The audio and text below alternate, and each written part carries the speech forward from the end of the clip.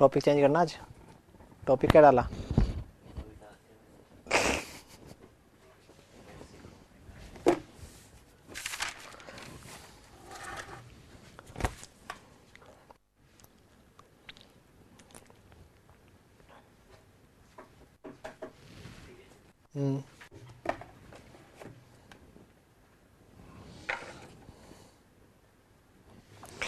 Good evening everyone. Good evening Anil. कल हमने कहां तक पढ़ लिया था? कल अपन मीसोस्फेयर पढ़ लिया था शायद, है ना? कल अपन ने मीसोस्फेयर पढ़ लिया था शायद, है ना? अनिल बताओ।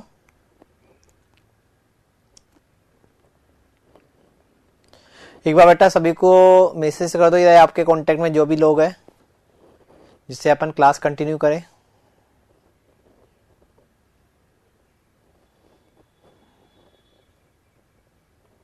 ठीक है, तो मीसोस्फेयर के बाद में अगला जो आता है वो कौन सा आता है? थर्मोस्फेयर।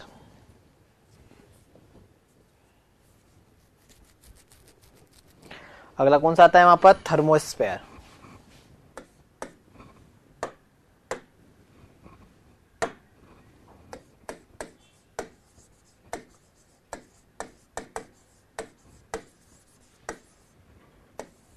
थर्मोस्फेयर क्या होता है? थर्मोस्फेयर जो मीसोस्फेयर के ऊपर वाली जो लेयर होती है, जो एटमॉस्फेयर होता है, द एटमॉस्फेयर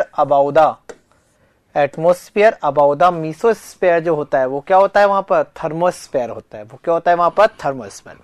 कल हमने पढ़ा था वहां पर ये यहाँ पर अर्थ सरफेस है, यहाँ पर ये 12 किलोमीटर, तो ये क्या था वहां पर? ट्रोपोस्फेयर। ये क्या था वहां पर? ट्रोपोस्फेयर। ठीक है, ट्रोपोस्फेयर। ठीक है, उसके बाद में यहाँ पर ट्रोपोस्फेयर के बाद में क्या आता है वहां पर? 50 किलोमीटर तक क्या आता है बताओ? यहाँ पर स्ट्रेटोस्फेयर। स्ट्रेटोस्फेयर। ट्रोपोस्फेयर और स्ट्रेटोस्फेयर को जो लेयर अलग करती है, जो बाउंड्री अलग करती है, उसको अपन क्या बोलते थे वहां पर? ट्रोपोपोज। उसको अपन क्या बोलते थे वहां पर? ट्रोपोपोज। ठीक है, स्ट्रेटोस्फेयर के बाद में वहां पर उससे ऊपर जो लेयर होती है उसको अपन ने क्या बोला था वहां पर? मीसोस्फेयर। उसको अपन ने क्या बोला था वहां पर? मीसोस्फेयर। ये कहां तक होता है? 80 से 85 किलोमीटर तक होता है। ठीक है, स्ट्रेटोस्फेयर और मीसोस्फेयर को जो अलग करती है उसको अपन ने क्या बोला था वहां पर? इसको अपन ने क्या बोला था वहां पर? स्ट्रेटोपोज। स्ट्रेटोपोज। स्ट्रेटोपोज। ठीक है, अब इसके ऊपर क्या होती है वहां पर? थर्मोस्फेयर होती है। इसके ऊपर क्या होता है वहां पर? थर्मोस्फेयर। ठीक है, और थर्मोस्फेयर और मीसोस्फेयर को जो लेयर अलग करती है उसको अपन क्या बोलते हैं वहां पर? मीसोपोज। उसको अपन ने क्या बोला था वहां पर? मीसोपोज। ठीक है, ये लेयर कहां तक होती है वहां पर? 700 किलोमीटर तक होती है। और इसके ऊपर जो लेयर होती है उसको अपन क्या बोलते हैं वहां पर? एक्सोपोज बोलते हैं। उसको अपन क्या बोलते हैं वहां पर? एक्सोपोज। क्लियर है या नहीं है बताओ यहां तक? बताओ आगे अपन बात करते हैं। यहां पर अपन ने कल क्या बात करी थी? यहां पर जैसे ही ट्रोपोस्फेयर में अपन हाइट के साथ जाते हैं टेम्परेचर क्या होता है? कम। इसमें क्या होता है? टेम्परेचर बढ़ता है। इसमें क्या होता है? कम होता है। और इस थर्मोस्फेयर में क्या होता है वहां पर? जैसे जैसे हाइट के साथ बढ़ते हैं। हाँ बेटा, एक कंबाइंड क्लास है सभी लोगों के लिए, क्योंकि आरआरबी का जो सीबीटी 2 है उसमें एनवायरमेंट सभी के लिए कॉमन होता है। ठीक है, अब अपन आगे बात करें तो यहां पर जैसे ही हाइट बढ़ती जाएगी, जैसे जैसे हाइट बढ़ती जाएगी तो इसमें टेम्परेचर क्या होगा? यहां पर बढ़ेगा। इसमें जैसे जैसे हाइट बढ़ती जाएगी तो वहां पर टेम्परेचर क्या होगा? वहां पर बढ़ता जाएगा। यहां पर जो थर्मोस्फेयर होता है, थर्मोस्फेयर में जो सोलर एनर्जी होती है, सूर्य का जो इंपैक्ट होता है, इन्फ्लुएंस होता है, वो क्या होता है? सबसे ज्यादा होता है। थर्मोस्फेयर में सूर्य का जो इन्फ्लुएंस होता है वहां पर क्या होता है? सबसे ज्यादा होता है। यहाँ पर एयर की डेंसिटी जो होती है वो क्या होती है? बहुत ही कम होती है। Air density is so low. Air की डेंसिटी जो होती है वो क्या होती है वहां पर? बहुत ही कम होती है। एयर की डेंसिटी क्या होती है वहां पर? बहुत ही कम होती है।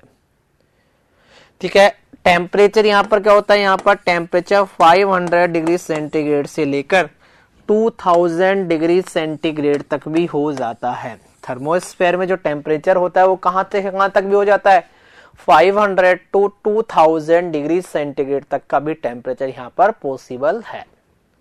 ठीक है, क्लियर है? बताओ, किसी भी तरह का कोई भी डाउट हो तो बताओ यहां पर, बताओ किसी भी तरह का किसी भी तरह का कोई भी डाउट हो तो बताइए। ठीक है, अगला पॉइंट, अगला आता है वहां पर एक्सोस्फेयर। थर्मोस्फेयर से ऊपर वाली जो लेयर होती है, थर्मोस्फेयर से ऊपर वाली जो लेयर होती है उसको अपन क्या बोलते हैं, एक्सोस्फेयर बोलते हैं।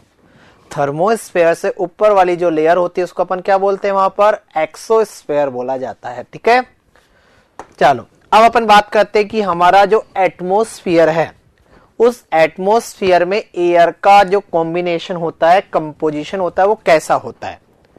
जो हमारा क्या होता है वहां पर बताओ बेटा, एटमॉस्फेयर होता है। एटमॉस्फेयर में एयर का कंपोजिशन कैसा होता है, एयर कौन कौन सी प्रेजेंट होती है और उनका परसेंटेज क्या होता है। एयर कंपोजिशन आपको कल समझाया था मैंने।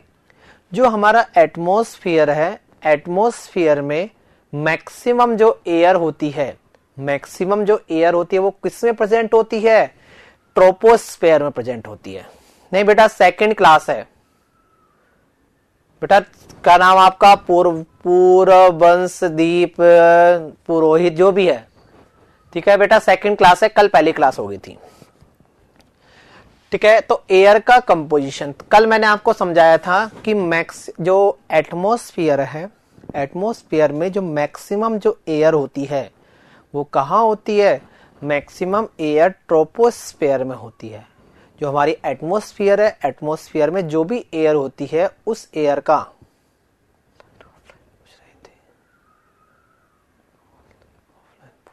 मतलब क्या है बेटा, अंकित कुमार ऑनलाइन ऑफलाइन पूछ रहे थे। बेटा ये तो ऑनलाइन क्लास है ना, ऑफलाइन नहीं है। ये स्टूडियो से चल रही है और ऑफलाइन ऑनलाइन क्लास है बस। ये क्लास स्टूडियो से चल रही है और ऑनलाइन क्लास है बस। ये चलो अब कंटिन्यू करते हैं। थोड़ी देर कमेंट पे कंट्रोल रखिए अपने आप के, और अपन बाद में जो भी डाउट होगा अपन एक साथ क्लियर करेंगे। ठीक है, पहले अपन पढ़ाते हैं और उसका बाद जो भी डाउट होगा मैं आपको टाइम दूंगा, उस समय आप पूछ लीजिए। अभी मैं जो बोल रहा हूं उस पर ध्यान दीजिए। कल अपन ने बात करी थी वहां पर जो हमारी जो मैक्सिमम एयर होती है वो कहाँ होती है, ट्रोपोस्फेयर में होती है। एटमॉस्फेयर में जो मैक्सिमम एयर होती है वो ट्रोपोस्फेयर में होती है। अब जो एयर का कंपोजिशन होता है कि हमारे जो ट्रोपोस्फेयर में बात करें या एटमॉस्फेयर में बात करें, वहां पर कौन सी गैस मैक्सिमम होती है और कौन कौन सी गैस प्रेजेंट होती है और उनका परसेंटेज क्या होता है। यदि अपन बात करें तो हमारे एटमॉस्फेयर में सबसे ज्यादा जो गैस होती है वो कौन सी होती है, वहां पर नाइट्रोजन। डायरेक्टली क्वेश्चन पूछ लिया जाता है आपसे एग्जाम में। नाइट्रोजन जो होती है उसका जो परसेंटेज होता है लगभग 78 पॉइंट कितना होता है, 78.084 होता है। उसके बाद वहां पर क्या होती है, ऑक्सीजन। ऑक्सीजन का जो परसेंटेज होता है वो कितना होता है वहां पर 20.9। कितना होता है वहां पर 20.947। यहां पर किसका परसेंटेज होता है, वहां पर ऑक्सीजन का परसेंटेज होता है। अगला किसका होता है वहां पर, आर्गन। आर्गन गैस, जो ऑर्गन गैस होती है अगली। उसके बाद में जो गैस होती है वो क्या होती है वहां पर, कार्बन डाइऑक्साइड।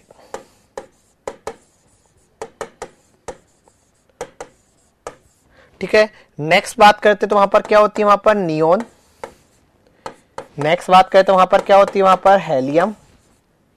नेक्स्ट बात करते तो वहां पर क्या होती है, वहां पर मीथेन। तो इस तरह वहां पर क्या होती है, अलग अलग गैस प्रेजेंट होती है और सभी गैसों का जो परसेंटेज होता है वो क्या होता है वहां पर, अलग अलग प्रेजेंटेड होता है। ठीक है, अब क्वेश्चन आता है कि सर ठीक है, ऑक्सीजन जो गैस है वो हमारे को जीवन जीने के लिए आवश्यक होती है, लेकिन what is the use of the nitrogen. Nitrogen का यूज क्या है वहां पर, नाइट्रोजन का यूज क्या है बेटा बताओ। कोई मेरे बता सकता है, नाइट्रोजन ज्यादा है और नाइट्रोजन इतनी ज्यादा है एनवायरमेंट में, तो उसका यूज क्या है, बोलो।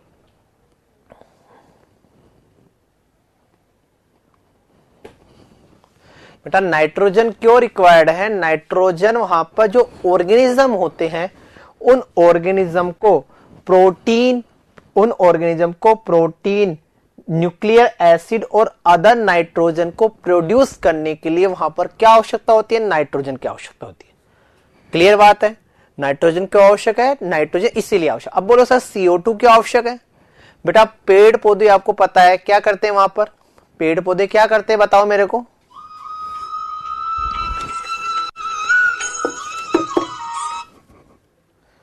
सर क्लास के बाद बात करता हूं, ठीक है? तो यहां पर सभी चीजों का अपने अपने आप में क्या होता है? एक इंपॉर्टेंट रोल होता है। क्यों आवश्यक है? कार्बन डाइऑक्साइड वाटर वेपर जो होता है वो क्या करता है? वहां पर हीट, जो हमारी अर्थ है, अर्थ पर हीट को बैलेंस रखने का काम करता है। जो कार्बन डाइऑक्साइड है, जो वाटर वेपर है, ये क्यों आवश्यक होता है? क्योंकि कार्बन डाइऑक्साइड, वाटर वेपर, ये सब कुछ क्या होता है? हमारी जो अर्थ होती है, अर्थ पर हीट को बैलेंस रखने का कार्य करता है, ठीक है? इसीलिए वहां पर अलग अलग गैस का जो यूज है वो अलग अलग होता है। और हमारे ये क्वेश्चन पूछा जाता है कि वहां पर हीट जो बैलेंस है हमारी अर्थ पर, उसको कौन बैलेंस करता है? हमारी अर्थ पर हीट को बैलेंस करने के लिए वहां पर कार्बन डाइऑक्साइड, वहां पर वाटर वेपर एंड ओजोन जो होती है एक इंपॉर्टेंट रोल अदा करती है, ठीक है? ये भी क्वेश्चन पूछा जाता है। जो हमारे ऑर्गेनिज्म होते हैं, जो ऑर्गेनिज्म होते हैं, ऑर्गेनिज्म जो प्रोटीन्स को सिंथेसाइज करती है, प्रोटीन बनाती है, उसके लिए क्या आवश्यक होती है? उसके लिए क्या आवश्यक होती है? वहां पर नाइट्रोजन की आवश्यकता होती है, ठीक है? क्लियर है यहां पर? हाँ बोलो सर, दिलीप सर ने एनवायरनमेंट कराया था ना? हाँ बिल्कुल कराया था बेटा, आपके ऑफलाइन बैच में। क्या हुआ बताओ, बोलिए पुरोहित साहब।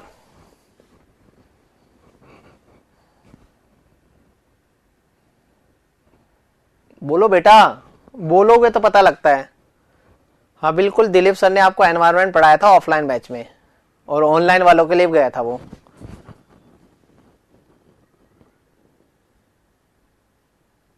बेटा ये एनवायरनमेंट अलग है, वो एनवायरनमेंट अलग है, कल भी समझाया था।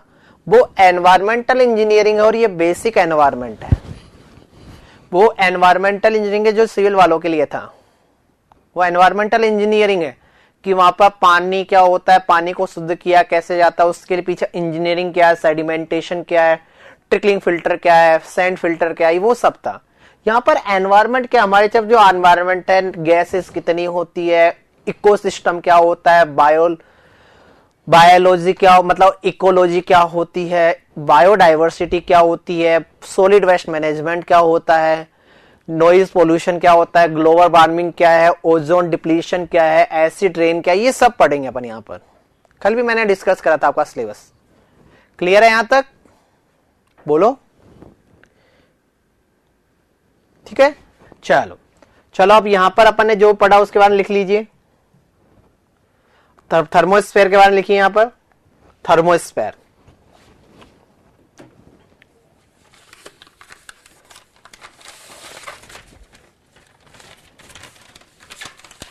देखो, इन thermosphere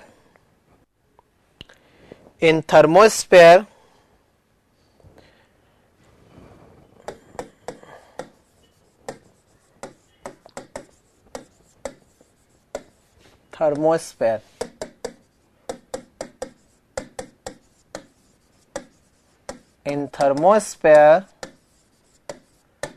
temperature is rise, in thermosphere temperature is rises with the height, temperature is rises with the height.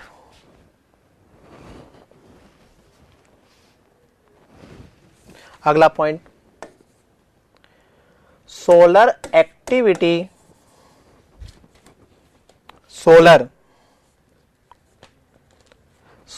Activity strongly,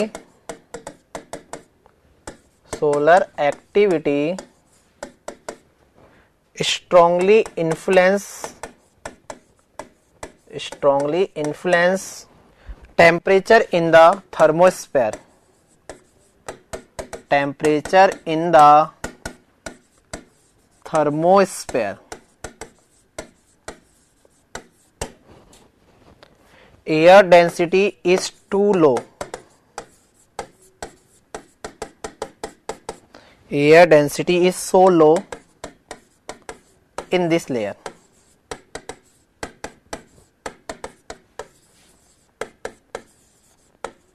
in this layer। ठीक है, एक और टफ पॉइंट लिख लो यहां पर।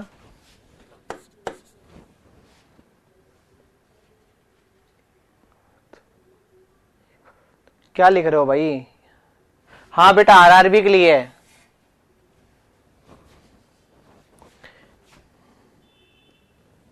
ठीक, अगला पॉइंट लिखो यहां पर, temperature in the upper thermosphere, temperature in the upper thermosphere can be range from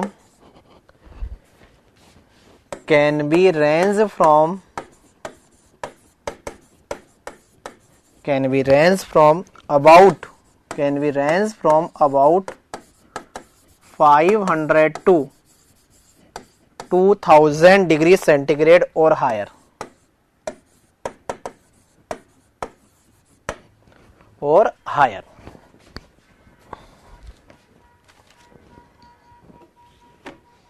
ठीक है, लिख लिया। चल, अगला पॉइंट लिखो यहां पर, एक्सोस्फेयर। लिखो यहां पर, लिखो exosphere, the layer beyond the thermosphere, the layer beyond the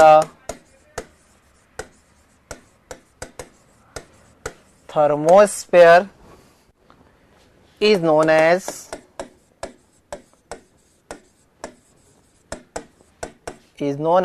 exosphere,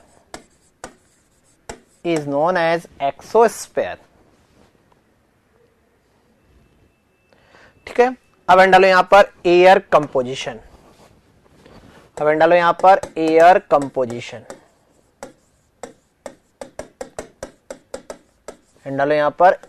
composition.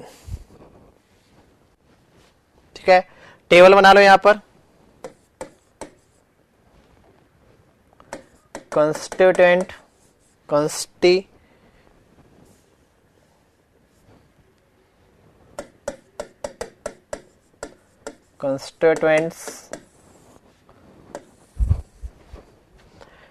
and percentage quantity।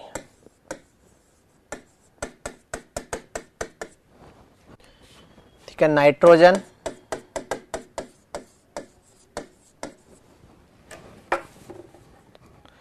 Seventy 0.084%, oxygen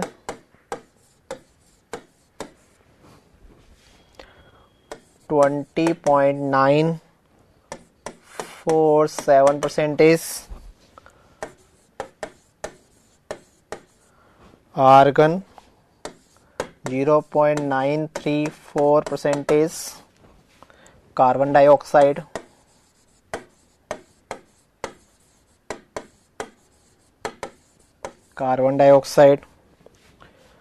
0.038%, neon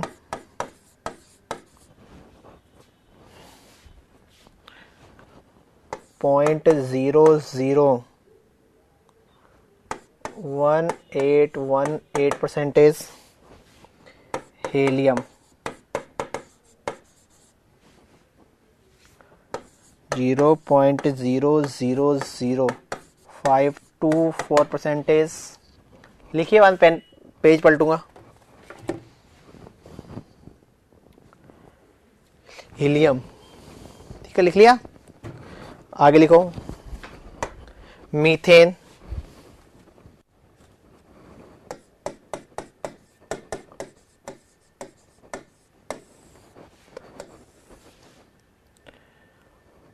0.00017%, krypton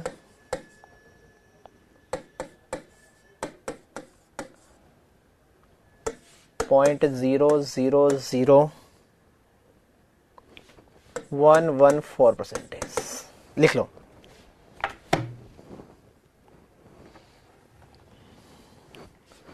ठीक है, अब आगे लिखो यहां पर the carbon dioxide and the water vapour and ozone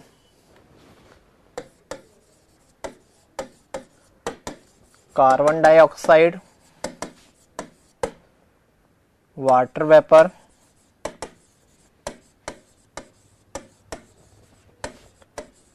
and ozone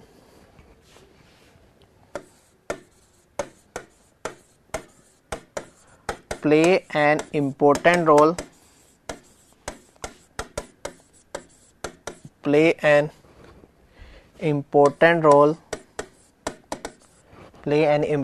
role in maintaining the heat balance of earth.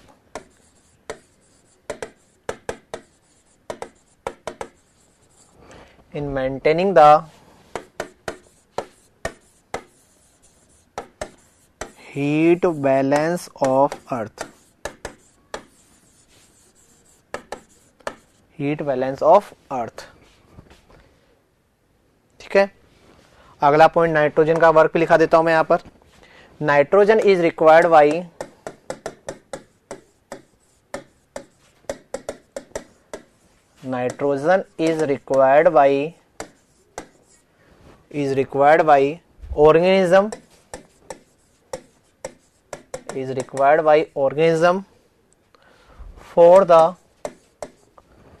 organism for the synthesis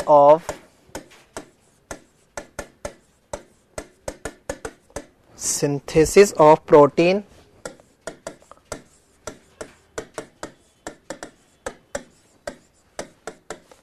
nucleic acid and other nitrogen compound.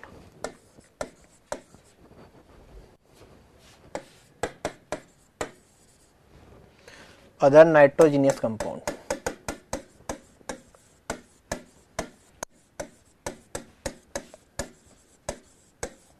Other nitrogenous compound लिख लीजिए। तो अपना ये क्या हो गया, अपन ने बात कही थी बायोस्फीयर के 3 पार्ट होते हैं, तीन चीजों का जो इंटरेक्शन होता है उसको बायोस्फीयर बोला था। क्या क्या था वहां पर, एक एटमॉस्फेयर, एक लिथोस्फीयर और एक हाइड्रोस्फीयर। तो हमारा कौन सा पार्ट कंप्लीट हो चुका है, यहां पर एटमॉस्फेयर कंप्लीट हो चुका है। अब बात करते हैं अपन यहां पर हाइड्रोस्फीयर की। क्या होता है हाइड्रोस्फीयर, बताओ हाइड्रोस्फीयर क्या होता है, बताओ मेरे को। हाइड्रोस्फीयर क्या होता है बताइए, बोलो।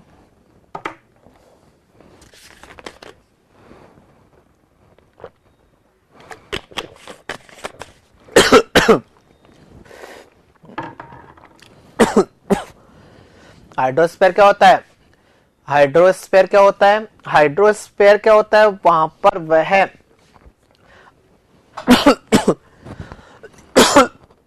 हाइड्रोस्फीयर क्या होता है, वह सरफेस जहां पर क्या प्रेजेंट होता है, पानी प्रेजेंट होता है। तो पानी वाली जो जगह होती है, पानी वाला पार्ट, वेरी गुड, पानी वाला जो पार्ट होता है उसको अपन क्या बोलते हैं, वहां पर हाइड्रोस्फीयर बोलते हैं। इसमें कौन कौन सी चीजें इंक्लूड होती है बेटा, ओशियन, रिवर,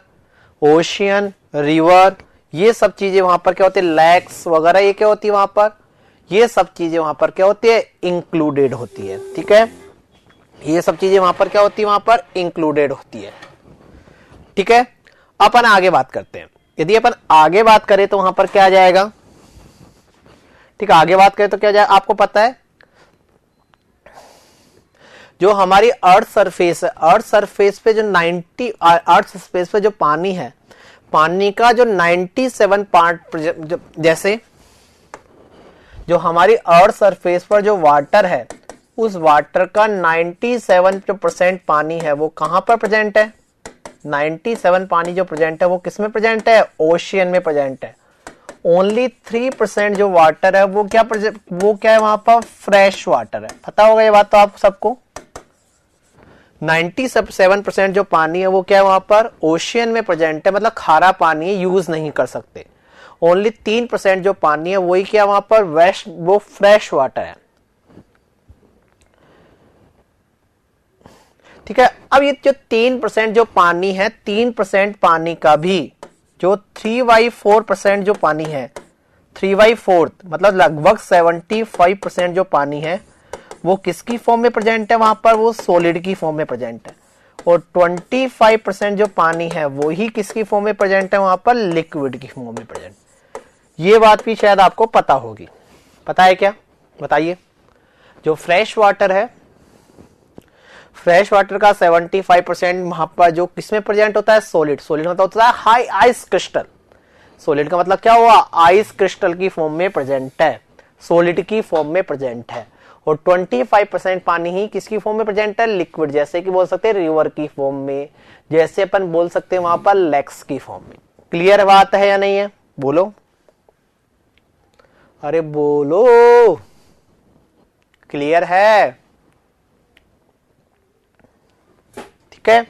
अब अपन बात करते हैं वहां पर लिथोस्फीयर की। अब अपन किसकी बात करते हैं वहां पर, लिथोस्फीयर की।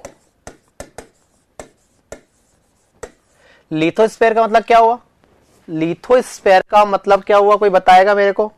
लिथोस्फीयर का मतलब क्या हुआ, जहां पर अपन रह रहे, जैसे सॉलिड चीज है, अर्थ क्रस्ट है, अर्थ क्रस्ट या सॉलिड जो चीज है, सॉलिड सरफेस है, सॉलिड सरफेस है, रॉकी क्रस्ट है जो कवरिंग द एंटायर अर्थ।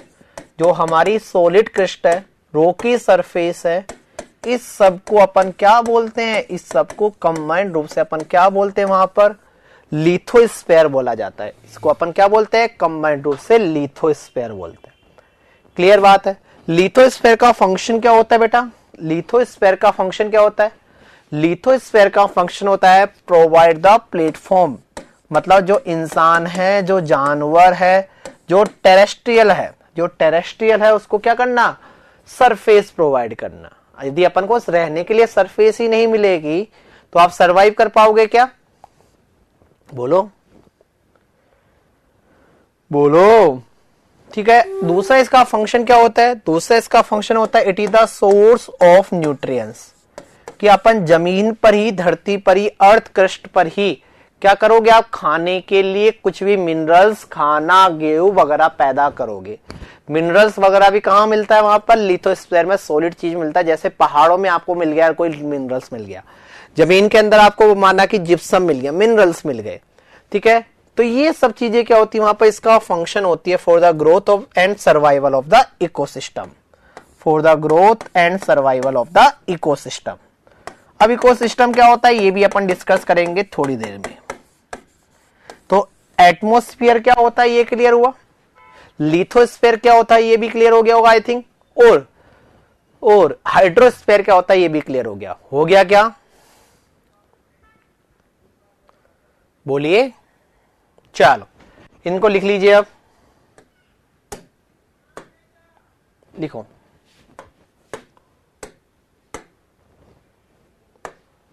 लिखो यहां पर हाइड्रोस्फीयर सबसे पहले।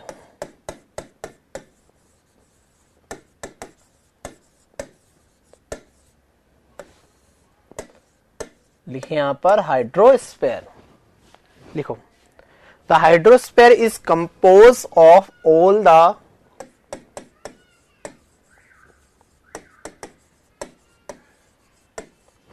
hydrosphere is composed of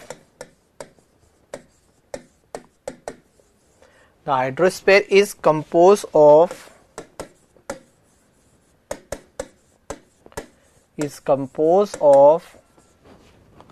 all the water on or near the surface of earth, on or near the surface of earth,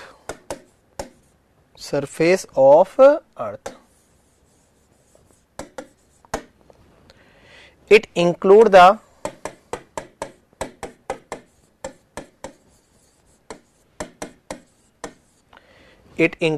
ocean, river, lake, etc. ठीक है। ये भी लिख लो यहां पर 97% of water of earth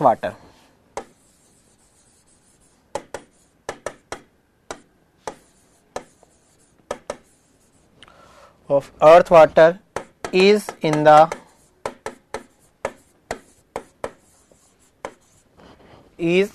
ocean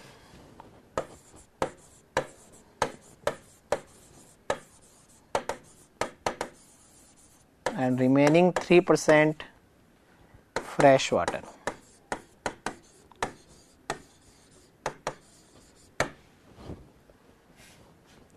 ठीक है, आगे लिखो। The 3/4 of the fresh water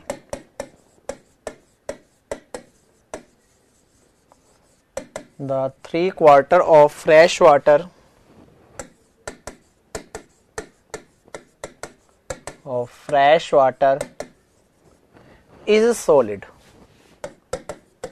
Fresh water is solid. ठीक है, क्लियर? बताओ, यहां तक कोई डाउट हो तो बताइए। यहां तक किसी को भी कोई डाउट हो तो बताइए।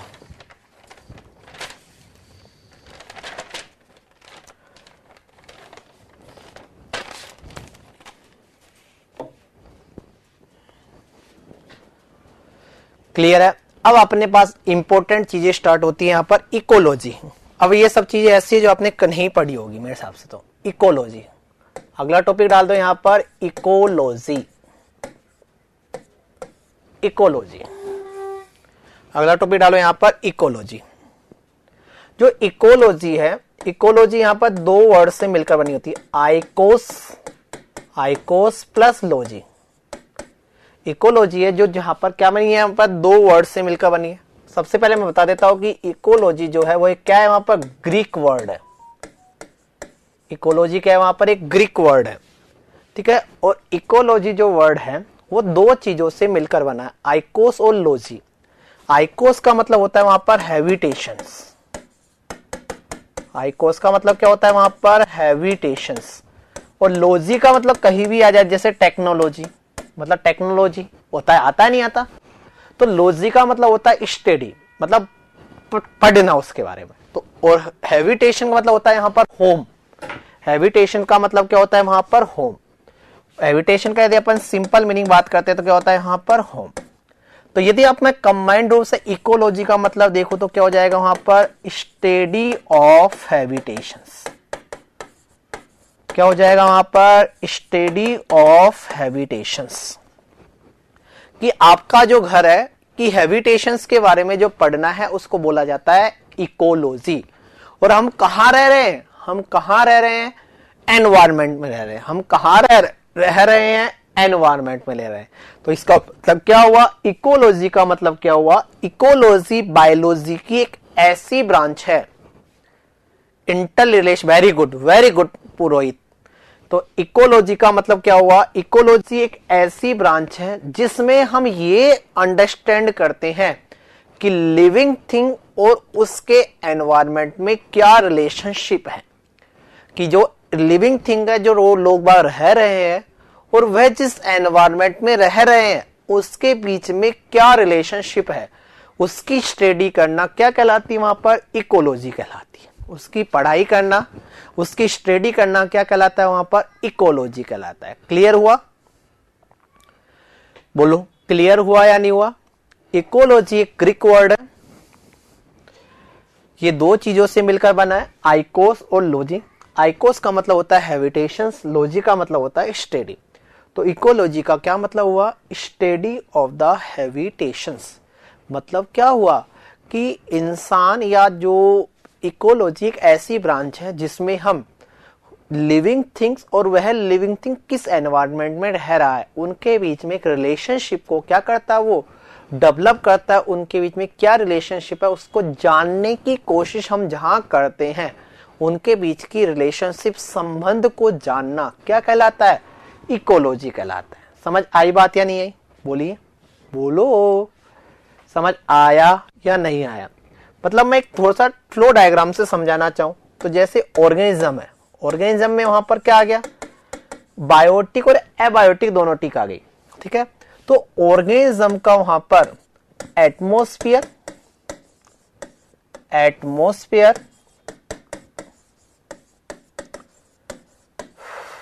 एटमॉस्फेयर, लिथोस्फेयर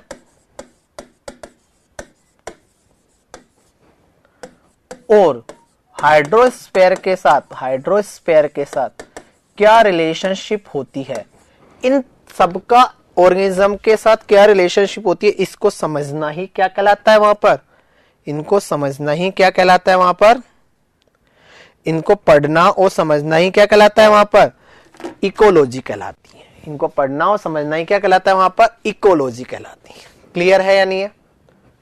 अब कुछ क्वेश्चन और आते हैं जो आपको नॉलेज के, जनरल नॉलेज में बोल दूं उसको कि इकोलॉजी वर्ड किसके द्वारा दिया गया था और इकोलॉजी के फादर कौन है। जो इकोलॉजी है, इकोलॉजी टर्म जो दी गई थी वो दी गई थी वहां पर एलेक्स हैकर्स, जो भी आप बोलना चाहो इसको वर्ड को। और इकोलॉजी है, जैसे अपन सोइल, आप जैसे सिविल इंजीनियरिंग को तो सोइल के फादर किसको बोला जाता है, कार्ल तैरजागी को बोला जाता है। इसी तरह इकोलॉजी के जो पिताजी है, इकोलॉजी के जो पिताजी है, इकोलॉजी के पिताजी कौन है वहां पर,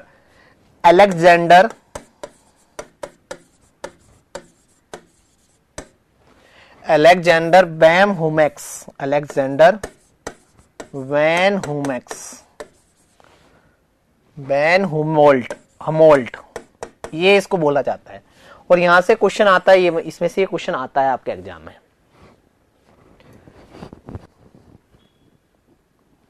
ठीक है, यदि मैं यहां पर इकोलॉजी की एक और डेफिनेशन देना चाहूं, इकोलॉजी की यदि मैं एक और डेफिनेशन देना चाहूं, तो इकोलॉजी की एक और डेफिनेशन क्या हो जाएगी यहां पर, इकोलॉजी इज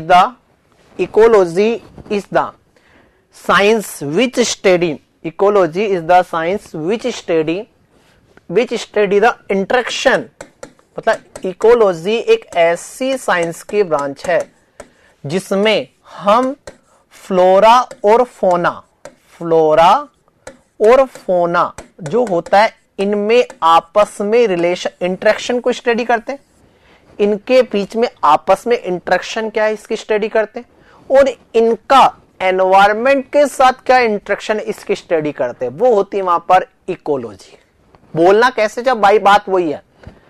दूसरी डेफिनेशन मैंने इकोलॉजी की क्या दी है, इकोलॉजी एक ऐसी ब्रांच है साइंस की जिसमें हम फ्लोरा और फोना के आपस में इनका आपस में क्या रिलेशनशिप होती है, जैसे मेरा और आपका क्या रिलेशनशिप है, इसकी स्टडी भी करना है, और अपन दोनों का, आपका और मेरा एनवायरमेंट के साथ क्या रिलेशनशिप है उसकी स्टडी करना क्या कहलाती है, इकोलॉजी कहलाती है। समझ आई बात या नहीं आई?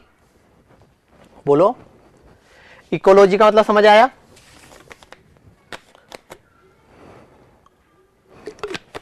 बताओ क्या होता है फ्लोरा एंड फोना, बोलो फ्लोरा एंड फोना क्या होता है, बताओ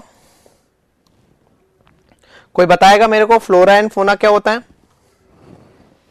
trees and animals. Very good, very good Purohit साहब, पुरोहित ने बिल्कुल सही बोला है। फ्लोरा का मतलब क्या होता है वहां पर, ट्रीज, और फोना का मतलब क्या होता है वहां पर, एनिमल्स।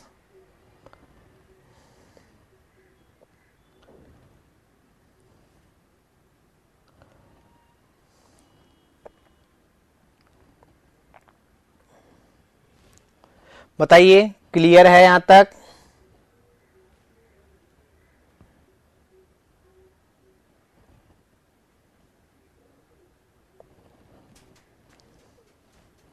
अरे क्लियर है।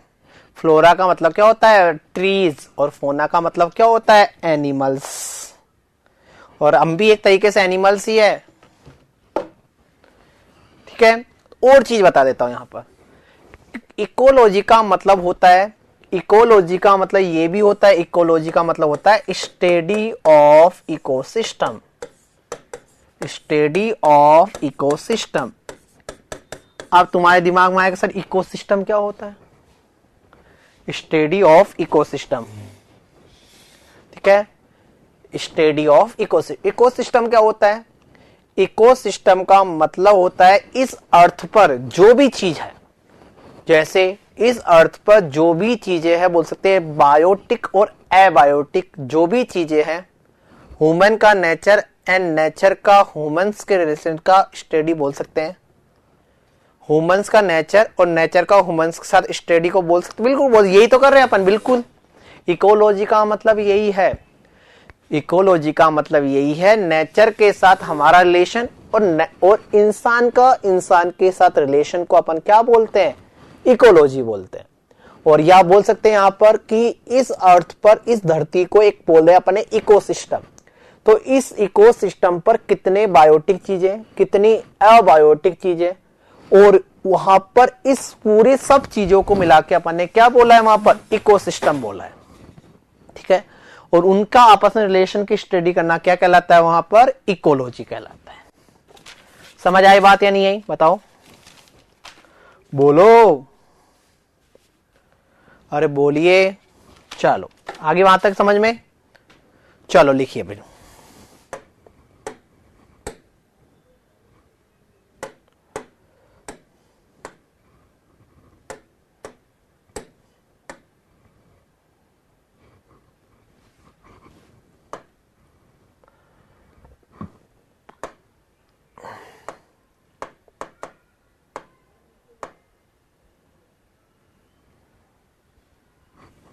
लिखो यहां पर ecology is a Greek word. लिखो, मैं लिखा रहा हूं जैसे, मुझे मिटाना पड़ेगा पूरा, मैं मिटाना नहीं चाह रहा। चलो मिटा देता हूं।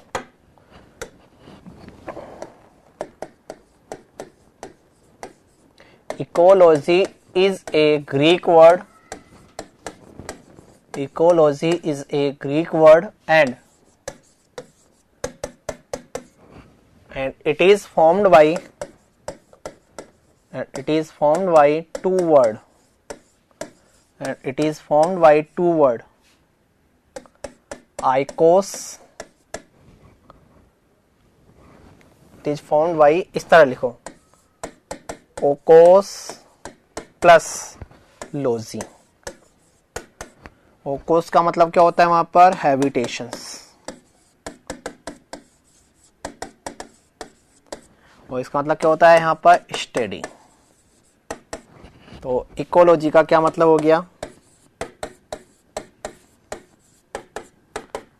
Study of habitations.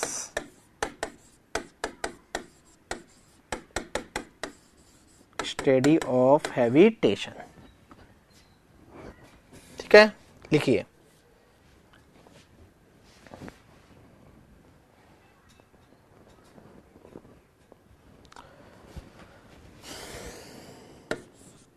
लिया, चलो एक और अब डेफिनेशन लिखो यहां पर। Ecology is the branch of science या biology, ecology is the branch of biology,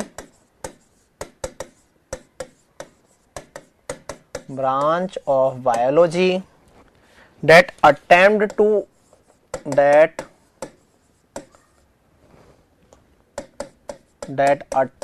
to understand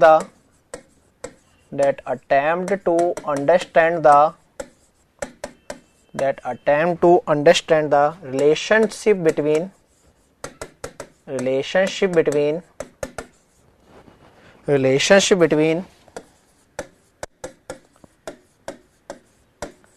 living organism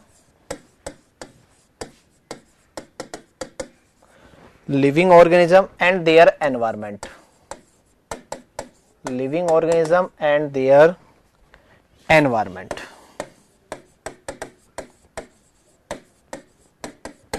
ठीक है, इस तरह बना लो। ऑर्गेनिज्म, ठीक है, इसका रिलेशन किसके साथ, एटमॉस्फेयर के साथ। इसका रिलेशन किसके साथ, लिथोस्फीयर के साथ। इसका रिलेशन किसके साथ,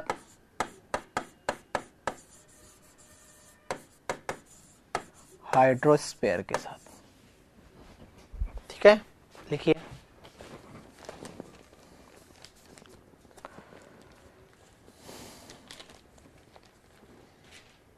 लिख लिया, ठीक है, आगे लिखिए। Ecology term is given by,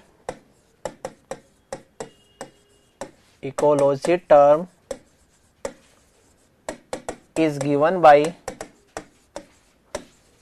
is given by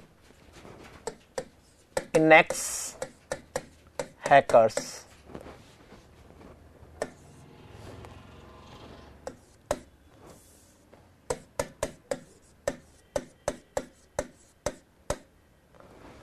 And father of ecology is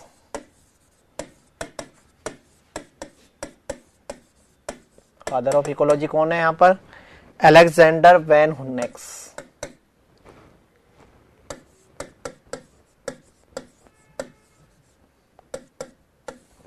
Alexander von Humboldt.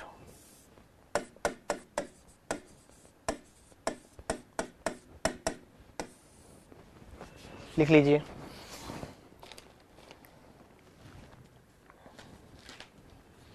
लिख लिया, आगे लिखिए।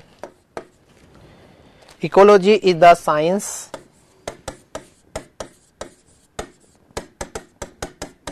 Ecology is the science which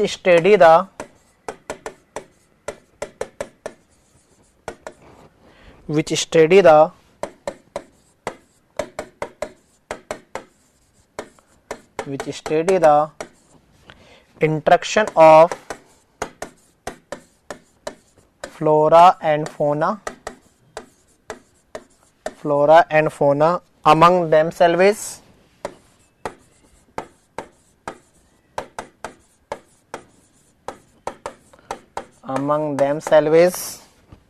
on one hand and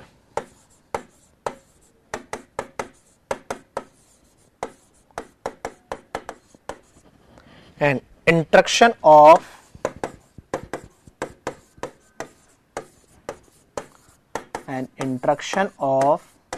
flora and fauna as a whole to their environment,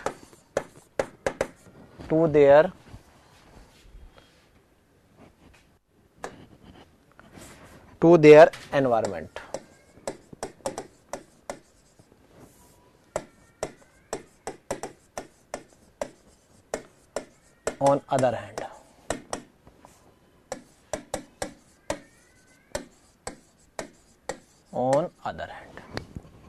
clear है?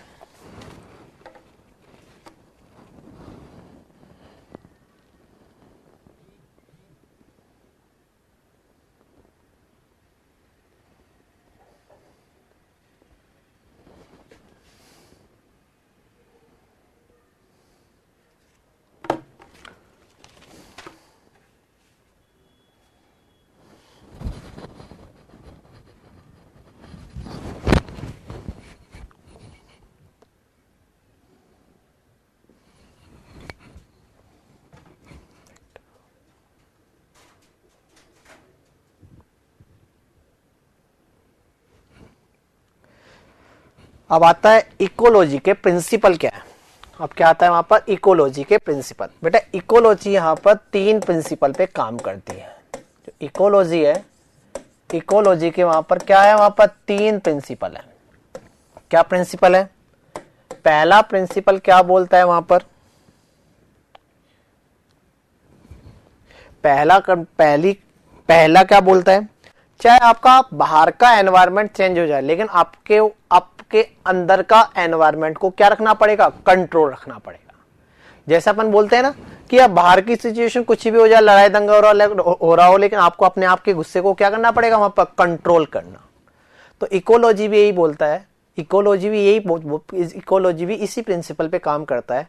बाहर का environment यदि कुछ भी चेंज हो जाए, बाहर कुछ भी चेंज हो जाए, लेकिन एक्सटर्नल एनवायरनमेंट में कोई भी चेंज हो जाए, लेकिन आपको अपने अंदर के इंटरनल एनवायरनमेंट को क्या रखना पड़ेगा, कांस्टेंट रखना पड़ेगा, कंट्रोल रखना पड़ेगा।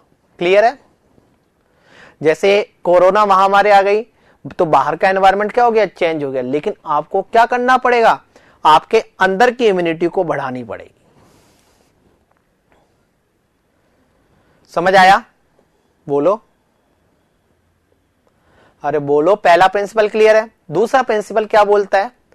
दूसरा प्रिंसिपल बोलता है कि जो एनवायरनमेंट है आपकी प्रोडक्टिविटी, आपके डेवलपमेंट को वहां पर बहुत ज्यादा लेवल पर अफेक्ट नहीं करेगी।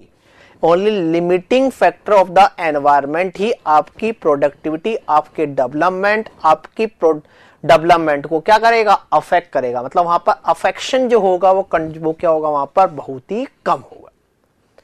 क्लियर चीज है? तीसरा प्रिंसिपल ऑफ द इकोलॉजी क्या है? एनर्जी को ना तो आप नष्ट कर सकते हो, ना एनर्जी को आप उत्पन्न कर सकते हो। एनर्जी बस एक फॉर्म से दूसरी फॉर्म में ट्रांसफर हो सकती है। एनर्जी वहां पर क्या है, कंट्रोल है, मतलब कांस्टेंट। एनर्जी क्या है वहां पर, कांस्टेंट है। अरे मतलब अपन एनर्जी है, जैसे आप इलेक्ट्रिक एनर्जी को आप जैसे गाड़ी चला रहे हो तो वहां पर इलेक्ट्रिक एनर्जी क्या हो गई, वहां पर चेंज हो गई। जैसे आपकी वहां पर अपन भाग रहे हैं तो आपकी क्या हो गई, आपके अंदर की एनर्जी क्या हो गई, आपकी एनर्जी चेंज हो गई। काइनेटिक एनर्जी क्या हो जाती है वहां पर, स्टैटिक एनर्जी में। जैसे पेन है, इस पेन के पास इस समय क्या स्टैटिक एनर्जी, जैसे मैं इसको गिराऊंगा तो क्या हो जाएगी, वहां पर चेंज हो जाएगी। समझ आई बात या नहीं आई? तो एनर्जी को आप ये नहीं कर सकते कि वहां पर डिस्ट्रॉय होगी, खत्म हो गई। जैसे मैंने कुछ खाया पिया तो मेरे पास एनर्जी आई, और जैसे मैं भागूंगा तो मेरी एनर्जी मेरी खत्म हो रही है।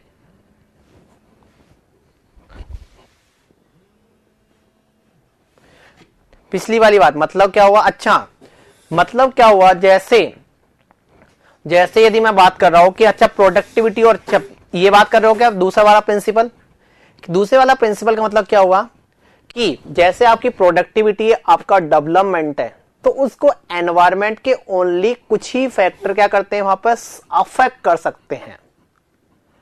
एनवायरनमेंट के कुछ ही फैक्टर क्या करते हैं, अफेक्ट करते हैं। जैसे आपका डेवलपमेंट है, आपकी प्रोडक्टिविटी है, जैसे सर्दी गर्मी है, ये अफेक्ट करेगी। लेकिन ये थोड़ी है कि वहां पर यदि सर्दी आ गई तो आपकी प्रोडक्टिविटी वहां पर बिल्कुल ही जीरो हो जाएगी, आपका डेवलपमेंट बिल्कुल ही जीरो हो जाएगा। ऐसा होता है क्या? ये थोड़ी है कि गर्मियों में इंसान की हाइट बढ़ेगी, सर्दियों में इंसान की हाइट ही नहीं बढ़ेगी। ऐसा होता है क्या? बताओ। तो यहां पर ओनली एनवायरनमेंट के कुछ ही फैक्टर क्या करते हैं, वहां पर आपके डेवलपमेंट को अफेक्ट करते हैं। ये नहीं है कि बिल्कुल आपके डेवलपमेंट को खत्म ही कर देगा, बंद कर देगा। समझ आई बात या नहीं आई? बताओ। नहीं आई समझ में? बेटा जैसे मैं बोल रहा हूं कि यदि आपकी हाइट है, आपका डेवलपमेंट है, आपकी प्रोडक्टिविटी है, बच्चा पैदा करने की क्षमता है, सिंपल सी समझने बात हो, ये से समझिए। ये थोड़ी है कि गर्मियों में आप बच्चा पैदा कर सकते हो, सर्दियों में नहीं कर सकते हो। ऐसा होता है क्या? बताओ। नहीं है। तो ये गर्मी और सर्दी, बरसात, ये सब क्या एनवायरनमेंट है। तो एनवायरनमेंट के फैक्टर उसको अफेक्ट कर रहे हैं क्या? बताओ। एनवायरनमेंट के फैक्टर उसको अफेक्ट कर रहे हैं क्या? नहीं। लेकिन भूकंप आ गया तो आपके रहने की जगह क्या हो जाएगी, वहां पर आपको रहने का मकान टूट जाएगा। तो उस समय आपका जो डेवलपमेंट है वो थोड़ा क्या हो जाएगा, अफेक्ट हो जाएगा। होगा नहीं होगा, क्योंकि पहले आपको मकान बनाना पड़ेगा। आप जहां पर जब मैं इन्वेस्ट करने की सोच रहे थे वो आपका इन्वेस्टमेंट रुक जाएगा। आपको पहले तो खुद के रहने का ठिकाना सोचना पड़ेगा। समझ आई बात या नहीं आई? तो मतलब एनवायरनमेंट के हर कोई फैक्टर आपकी जिंदगी को अफेक्ट नहीं करेंगे। एनवायरनमेंट के कुछ ही फैक्टर है जो आपकी जिंदगी को क्या करेंगे, वहां पर अफेक्ट करेंगे। जैसे कोरोना महामारी आई थी तो उस समय क्या हुआ था, जो ऑफलाइन कोचिंग वाले हैं उनका क्या हो गया, डब्बा गोल हो गया था, और ऑनलाइन कोचिंग वाले क्या हो गए थे, वहां पर उठ गए थे। तो कोरोना महामारी का एनवायरनमेंट ट्रेजेडी है, तो उसने क्या करा, वहां पर उसने आपको अफेक्ट करा है, उसने आपको क्या करा है, वहां पर अफेक्ट करा है। लेकिन ये बताओ, ये थोड़ी कि उस समय बच्चा पैदा करना बंद हो गया था। बताओ। तो एनवायरनमेंट के कुछ फैक्टर ही क्या करते हैं वहां पर, कुछ फैक्टर ही क्या करते हैं वहां पर। ये थोड़ी है कि वहां पर आपका आपकी हाइट कोरोना 2 साल में आपकी हाइट ही नहीं बढ़ी है, ऐसा है क्या? बोलो। जो बच्चा है उसकी उम्र ही नहीं बढ़ी, आप 28 साल के थे, आप 30 साल के हुए या नहीं हुए? तो वो सब चीजें हैं कि एनवायरमेंट के कुछ फैक्टरी क्या करते हैं, आपकी चीज को अफेक्ट करते हैं। तो लिख लीजिए यहां पर प्रिंसिपल। तो इकोलॉजी प्रिंसिपल लिखिए। बेटा आप अपने आप का ध्यान रखिए, कुछ नहीं आएगा तो देखा जाएगा, अभी तो आप अपने आप का ध्यान रखिए।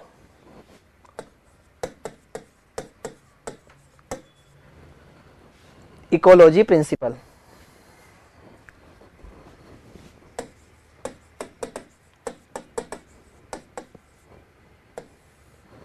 उसमें पहला लिखो यहां पर ecology is based on, ecology is mainly based on, ecology is mainly based on following three principle, ecology is mainly based on following three principle।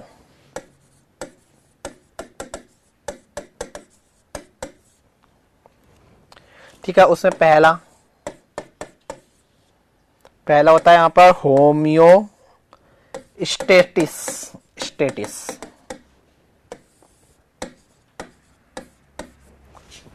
ठीक है, लिखो यहां पर the tendency of the body,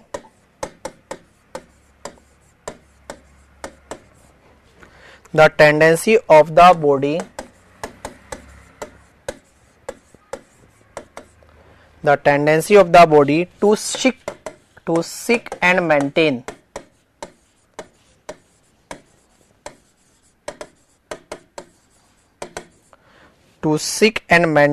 a condition of balance, a condition of balance within its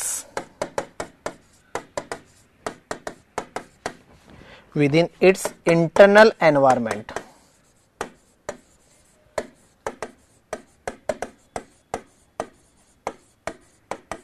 within its internal environment, even it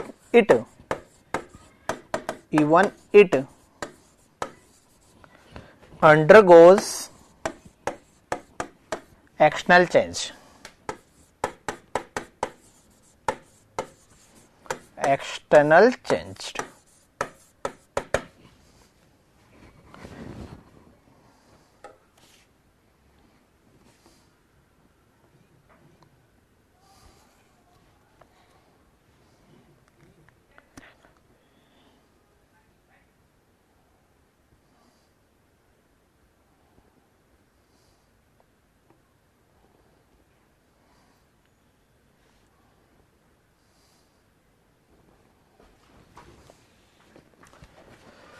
लिख लिया। दूसरा लिखिए limiting factor principle.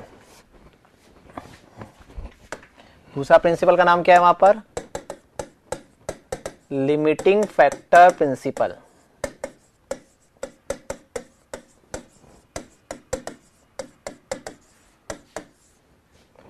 Limiting factor principle लिखिए यहां पर। Limiting factors are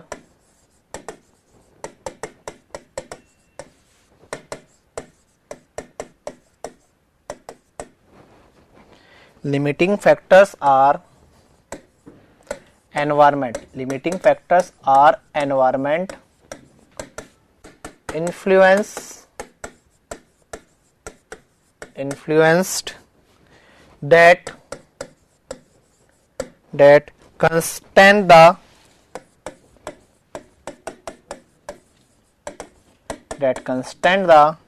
productivity of the organism,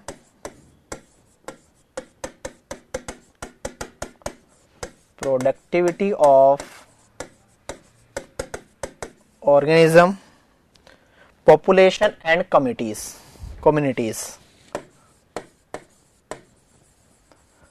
populations and or communities,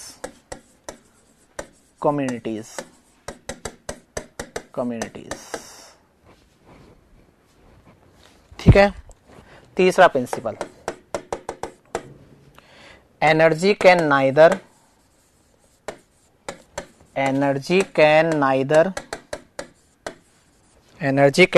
be created,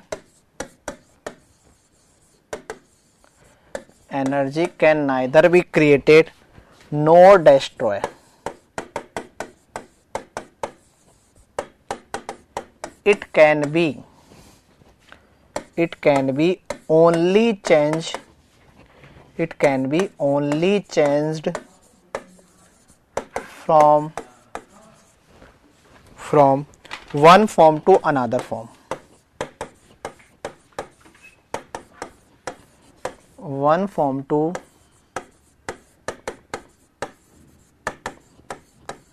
another form. ठीक है, लिख लिया?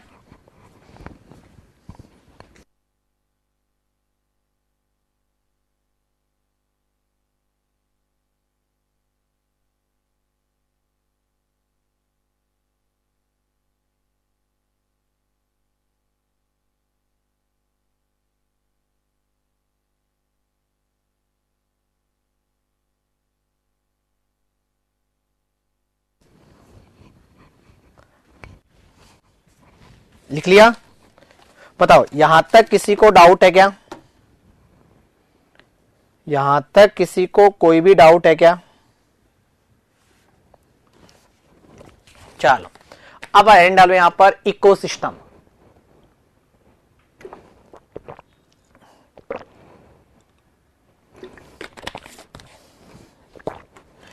इकोलॉजी हो गया, अब होता है इकोसिस्टम। इकोसिस्टम क्या है? इस इकोसिस्टम के बारे में पढ़ते हैं।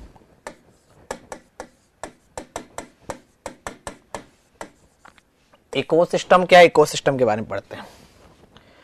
इकोसिस्टम का मतलब क्या हुआ? एक किसी एरिया में कितनी लिविंग थिंग है, कितनी नॉन लिविंग थिंग है, इन सब को मिला के, इन सब चीजों को मिला के क्या बोला जाता है? इकोसिस्टम बोला जाता है। इन सब को मिला के, जैसे किसी पर्टिकुलर एरिया में वहां पर जानवर कितने हैं, पेड़ पौधे कितने हैं, पहाड़ कितने हैं, रिवर कितनी है, मतलब इंसान कितने रहते हैं, कौन कौन सी जाति के इंसान रहते हैं, कौन कौन से वर्ग के इंसान रहते हैं, मतलब वहां पर कौन कौन से जीव जंतु है, जानवर, टाइगर भी है, बकरी भी है, चूहा भी है, कुत्ते भी है, सुअर भी है और हिरण भी है, सब तरह के कितने ज्यादा वहां पर लिविंग और नॉन लिविंग थिंग रहते हैं, उन सबको मिला के उन सबको क्या बोला जाता है? एक इकोसिस्टम बोला जाता है। तो इकोसिस्टम का मतलब क्या हो गया? समझ आया? किसी पर्टिकुलर एरिया में कितने लिविंग और नॉन लिविंग थिंग्स अवेलेबल है, उन सबको कंबाइंड रूप से क्या बोला जाता है? वहां पर इकोसिस्टम बोला जाता है। समझ आया? तो इकोसिस्टम मतलब क्या हुआ? Ecosystem is a complex set of relationship among the living resources, habitats and the residence of an area. ठीक है, बोलो। यदि मैं बोलता हूं कि किसी जगह का इकोसिस्टम एक हेल्दी इकोसिस्टम है, यदि मैं बोलता हूं किसी जगह का इकोसिस्टम एक हेल्दी इकोसिस्टम, तो क्या मतलब है इसका? यदि मैं बोलता हूं कि किसी जगह का इकोसिस्टम एक हेल्दी इकोसिस्टम है, ठीक है, तो इसका मतलब क्या हुआ?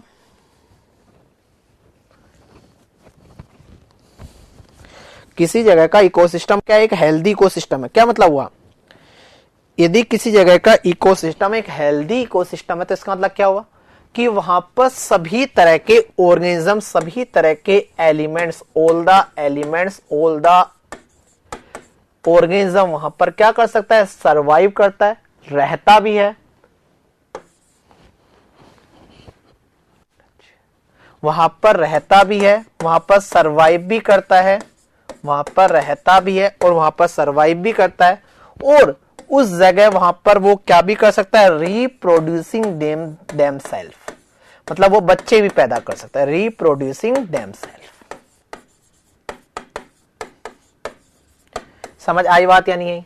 तो हेल्दी इकोसिस्टम का मतलब क्या हुआ? हेल्दी इकोसिस्टम मतलब होता है, हेल्दी इकोसिस्टम एक ऐसा इकोसिस्टम है जहां पर सभी तरह के एलिमेंट्स का मतलब लिविंग थिंग भी हो सकती है, नॉन लिविंग थिंग भी हो सकती है, ठीक है, वो रहता भी है, सरवाइव भी करता है और रिप्रोडक्टिव भी होता है, मतलब रिप्रोडक्शन भी कर सकता है, अपने आप को बच्चे पैदा कर सकता है, अपनी जाति को बढ़ा सकता है, उसको बोला जाता है वहां पर।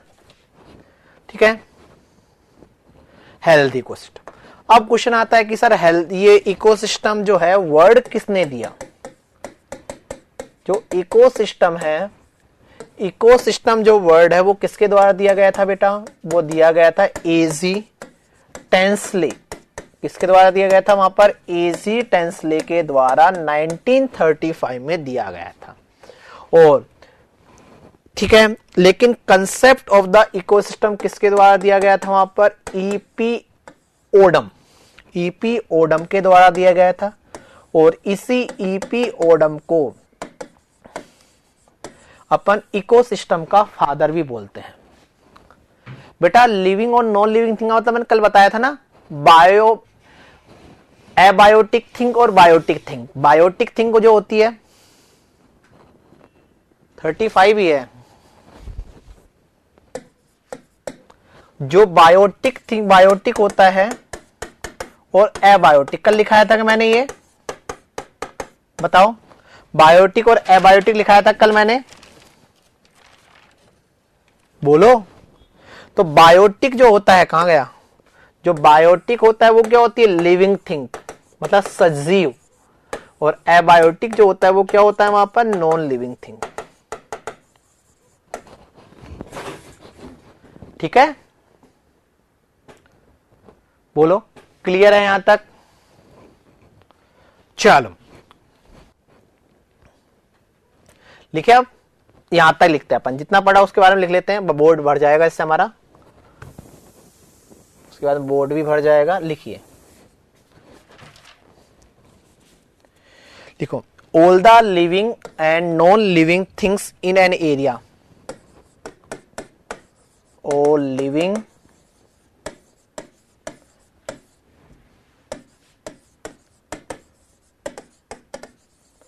and non-living things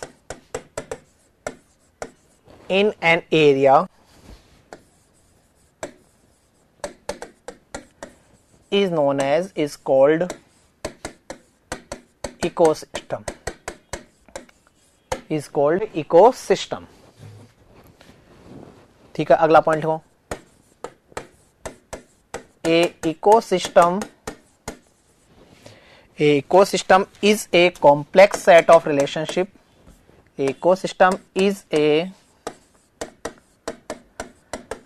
complex set of relationship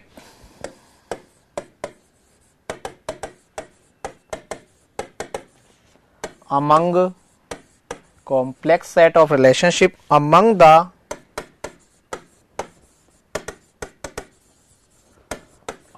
the living resource, habitat,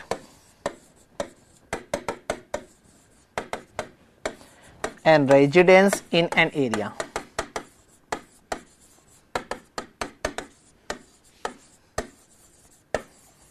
in an area। ठीक है, लिख लिया यहां तक?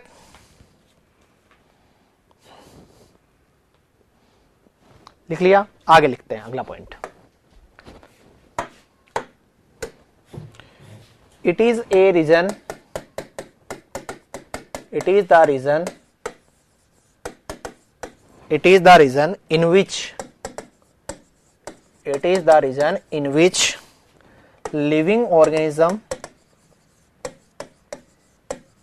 it is the reason in which living organism interacting, living organism interacting with their surrounding environment,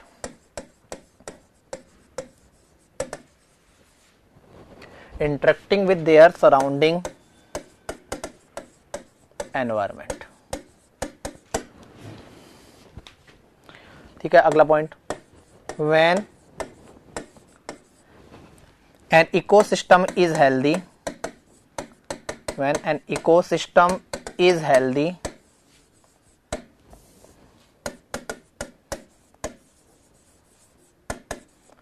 when an ecosystem is healthy, it means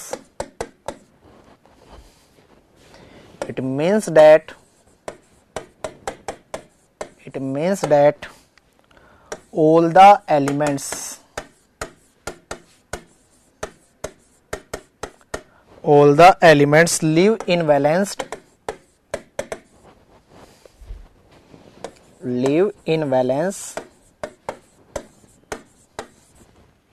and are capable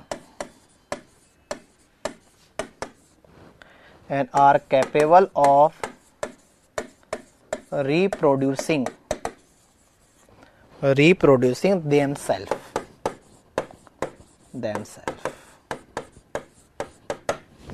ठीक है।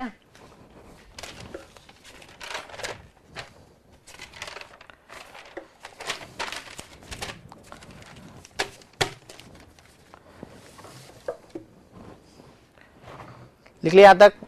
ठीक है मैं पूरी स्लाइडों को डिलीट कर रहा हूं। किसी को स्क्रीनशॉट चाहिए क्या? किसी को स्क्रीनशॉट चाहिए क्या? किसी को स्क्रीनशॉट चाहिए क्या? नहीं चाहिए तो मैं डिलीट कर रहा हूं। ठीक है।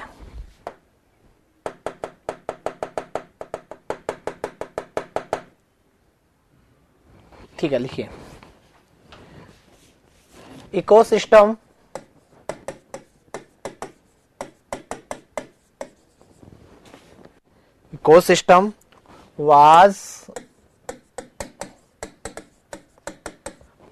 was first coined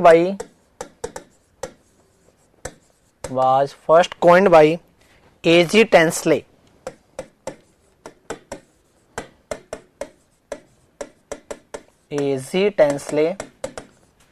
in 1935. अगला पॉइंट, the concept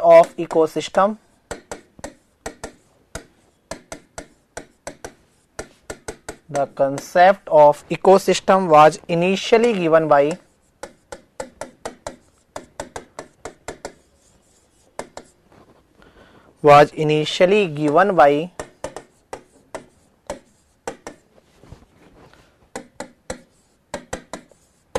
E.P.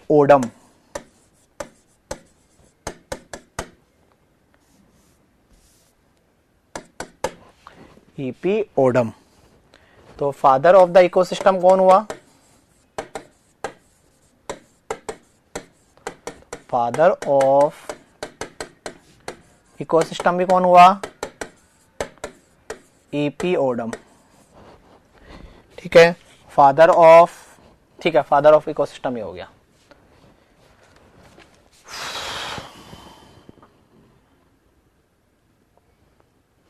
लिख लिया? अब अपन बात करते हैं, मैंने कल बात करी थी बायोटिक और एबायोटिक, लिविंग और नॉन लिविंग थिंग्स। तो अपन बात करते हैं यहां पर बायोटिक कंपोनेंट्स की। अपन यहां पर बात करते हैं लिविंग थिंग की या बायोटिक कंपोनेंट, एक ही बात है ना। बायोटिक कंपोनेंट, देखो बायोटिक जो कंपोनेंट होता है इसको अपन दो तरह से क्लासिफाई करते हैं। एक होता है यहां पर प्रोड्यूसर और एक दूसरा जो होता है वो क्या होता है वहां पर कंज्यूमर्स। जो बायोटिक कंपोनेंट होता है, बायोटिक कंपोनेंट को अपन दो तरह से क्लासिफाई करते हैं, प्रोड्यूसर एंड कंज्यूमर्स। ठीक है, प्रोड्यूसर एंड द कंज्यूमर्स। अब प्रोड्यूसर क्या होते हैं अपन सबसे पहले समझते हैं। यहां पर प्रोड्यूसर, नाम से पता लग रहा है प्रोड्यूसर, नाम से ही पता लग रहा है ना यहां पर प्रोड्यूसर का मतलब क्या हुआ? वे बायोटिक चीजें जो अपना खाना खुद बनाते हैं, वे बायोटिक चीजें, वे लिविंग थिंग्स जो अपना खाना खुद पैदा करते, खुद बनाते हैं, उनको अपन क्या बोलते हैं? वहां पर बायोटिक बोला जाता है, प्रोड्यूसर बोला जाता है। और जो प्रोड्यूसर होते हैं, प्रोड्यूसर को अपन क्या भी बोलते हैं? यहां पर ऑटोट्रॉफ्स भी बोलते हैं। क्या भी बोलते हैं अपन? ऑटोट्रॉफ्स भी बोलते हैं, या इसको अपन क्या भी बोलते हैं यहां पर? सेल्फ फीडर भी बोलते हैं। कि मतलब खुद का खाना खुद ने बनाया और खुद ने ही खा लिया, उसको अपन क्या बोलेंगे वहां पर? सेल्फ फीडर, ऑटोट्रॉफ्स और प्रोड्यूसर। क्लियर है?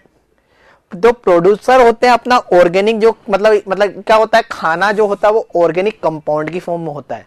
जैसे अपन बात कर सकते हैं पेड़ पौधे, जैसे अपन क्या बात कर सकते हैं वहां पर? पेड़ पौधे। जो पेड़ पौधे होते हैं अपना खाना खुद बनाते हैं सन की प्रेजेंट में, या कोई दूसरे पे डिपेंड करते हैं? बताओ, या पेड़ पौधों को खाना आप बना के देते हो? बताओ, पेड़ पौधे अपना खाना खुद बनाते हैं या आप उनको रोटी बना के देते हो, चपाती बना के देते हो, सब्जी बना के देते हो? बताइए, अरे बोलिए। खुद बनाते हो, वेरी गुड। लेकिन खुद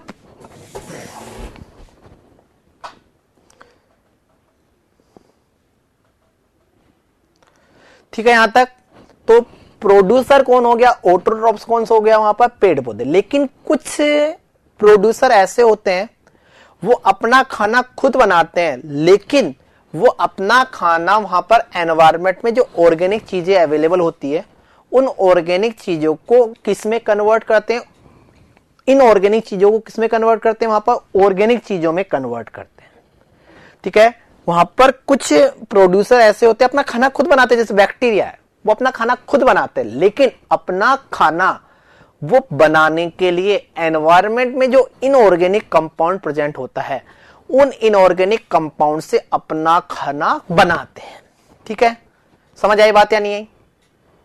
यहां पर पेड़ पौधे अपना खाना किसकी प्रेजेंट में बनाते हैं? सन की प्रेजेंट में बनाते हैं। यहां पर पेड़ पौधे अपना खाना किसकी प्रेजेंट में बनाते हैं? वहां पर सन की प्रेजेंट में बनाते हैं। तो उसको अपन ने क्या बोल दिया? वहां पर ऑटोट्रॉफ्स बोल दिया।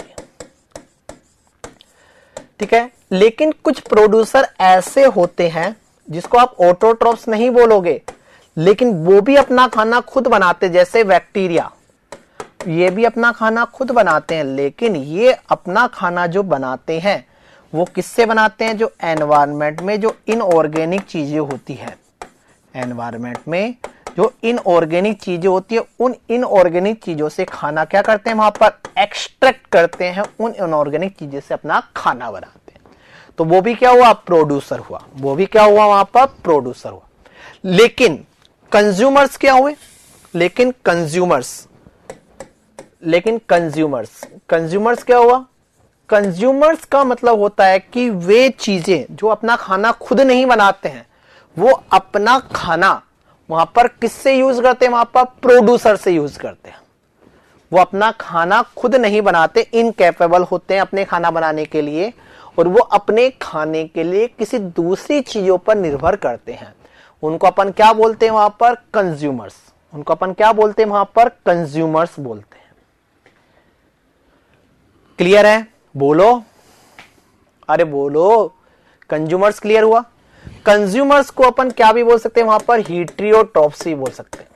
कंज्यूमर्स को अपन क्या भी बोल सकते हैं? वहां पर हेटेरोट्रॉफ्स भी बोल सकते हैं। ठीक है, इसका मतलब क्या हुआ? जो कंज्यूमर्स है वो अपना खाने के लिए किस पे डिपेंड है? प्लांट्स पे डिपेंड है। किस पे डिपेंड है? वहां पर प्लांट्स पे डिपेंड है, एनिमल्स पे डिपेंड है, और दोनों पे भी डिपेंड हो सकते हैं। ठीक है, अब कंज्यूमर्स अपने खाने के लिए किस पर डिपेंड है, इसके आधार पर कंज्यूमर्स को अपन ने दो तरह से क्लासिफाई कर दिया। जो कंज्यूमर है वो अपने खाने के लिए किस पर डिपेंड है, इसके आधार पर जो कंज्यूमर्स है उसको अपन ने दो तरह से क्लासिफाई कर दिया।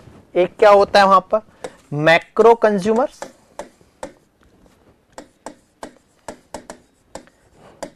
और दूसरा होता है वहां पर माइक्रो कंज्यूमर। पहला होता है वहां पर मैक्रो कंज्यूमर और दूसरा होता है वहां पर माइक्रो कंज्यूमर्स। जो मैक्रो कंज्यूमर्स होता है उसको भी अपन ने फर्दर क्लासिफाई कर दिया। मैक्रो कंज्यूमर्स को पहले अपन बोलते हैं वहां पर हर्बीवोरस का दूसरा नाम क्या भी होता है वहां पर? Primary consumers. क्या भी होता है इसको नाम दूसरा क्या भी होता है वहां पर? Primary consumers. दूसरा होता है वहां पर कार्निवोरस।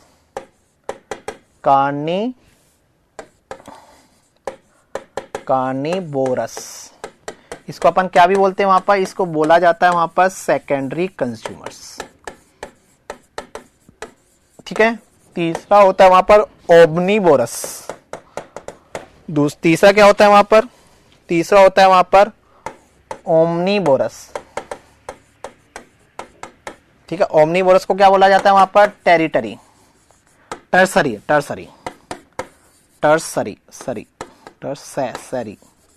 Tertiary consumers. ठीक है, क्लियर है यहां तक? बिल्कुल, बहुत बढ़िया पुरोहित साहब। अब इनमें डिफरेंस क्या होता है? हर्नीवोरस, कार्निवोरस और ओमनीवोरस में क्या डिफरेंस होता है? देखो, हर्नीवोरस का क्या मतलब हुआ? हर्नीवोरस का मतलब क्या हुआ? वे कंज्यूमर्स, वे कंज्यूमर जो अपने खाने के लिए, प्रोड्यूसर्स पे डिपेंड होते हैं। प्रोड्यूसर्स का मतलब क्या हो गया? मतलब वे अपना खाना, उनका खाना कौन होता है? केवल प्लांट्स होते हैं। हर्नीवोरस वो कंज्यूमर्स होते हैं जिनका खाना कौन होता है? प्लांट्स होते हैं, उनको बोला जाता है हर्नीवोरस। क्लियर है? हर्नीवोरस वो होते हैं जिनका खाना कौन होता है? वहां पर प्लांट्स होते हैं, उनको बोला जाता है हर्नीवोरस। बताओ मेरे को ऐसे चीज का एग्जांपल बताओ जिनका खाना ओनली प्लांट्स होते हैं।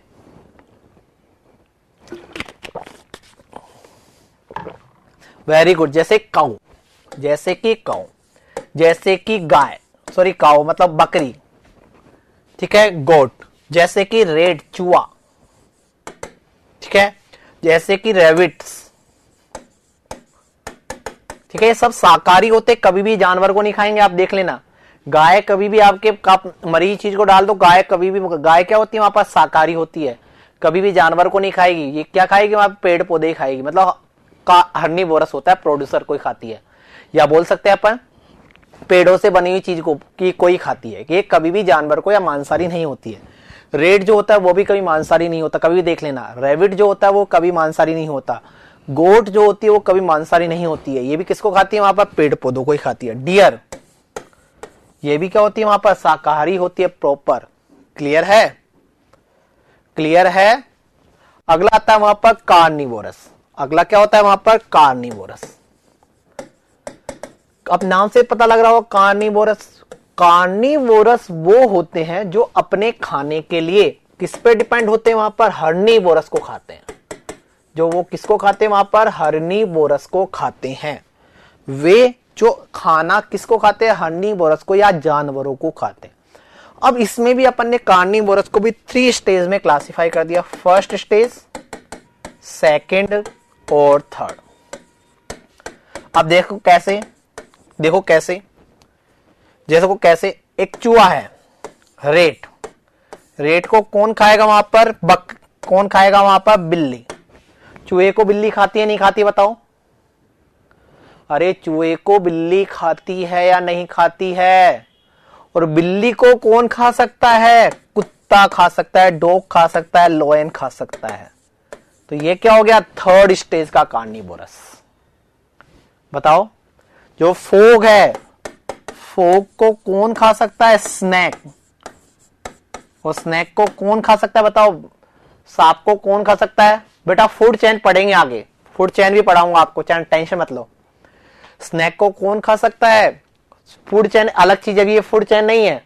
फूड चेन में पढ़ाऊंगा पूरा बाद में, ठीक है पुरोहित साहब, फूड चेन पढ़ाऊंगा। फोग, स्नेक, इसको कौन खा सकता है वहां पर? बताओ मेरे को। बाज, ईगल खा सकता है नहीं खा सकता? बताओ। अगला होता है वहां पर ओमनीवोरस। अगला कौन होता है वहां पर? ओमनीवोरस। तो ओमनीवोरस क्या हुआ? ओमनीवोरस एक ऐसी चीज है जो वहां पर पेड़ों को भी खा सकती है और जानवरों को भी खा सकता है। ओमनीवोरस एक ऐसी चीज है जो वहां पर पेड़ों को भी खा सकता है और जानवरों को भी खा सकता है। कौन होता है बताओ ऐसा? सबसे अच्छा ओमनीवोरस का एग्जाम्पल कौन होगा? इंसान, ह्यूमंस। Very good. सबसे अच्छा ओमनीवोरस का एग्जाम्पल कौन होगा? ह्यूमंस, इंसान। कोई इंसान जो है वो शाकाहारी भी होते हैं और साथ सीधा जानवरों को खा जाते हैं। खाते हो नहीं खाते हो? पुरोहित तो नहीं खाता होगा बेटा, खाता है क्या? ठीक है, अंबुजा सीमेंट खाता होगा। अंबुज कुमार तो खाता है?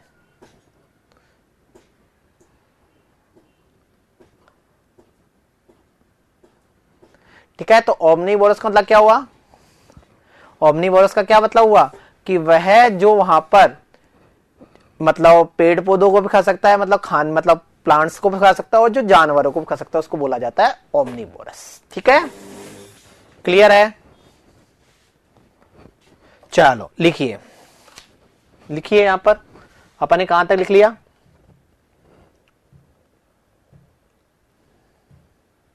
अपन बायोम लिखने वाले हैं बना। देखो बायोटिक, देखो यहां पर बायोटिक कंपोनेंट,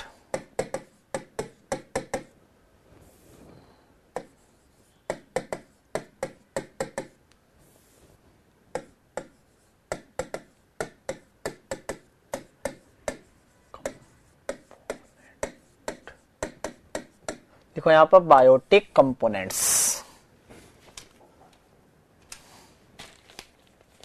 देखो यहां पर बायोटिक कंपोनेंट्स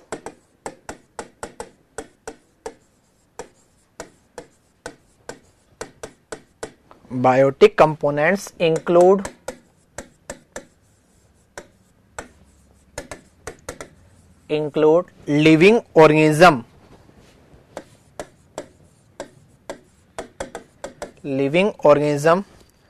comprising plants,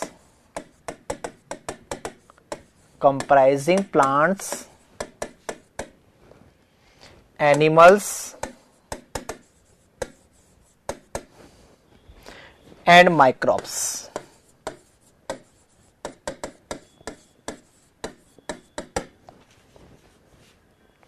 ठीक है, these are classified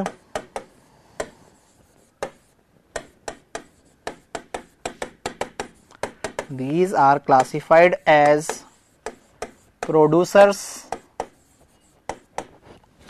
and consumers.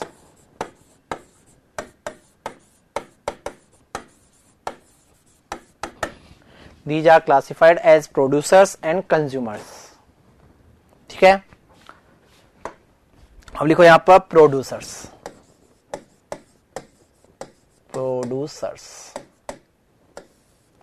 ठीक है। देखो producers are also known as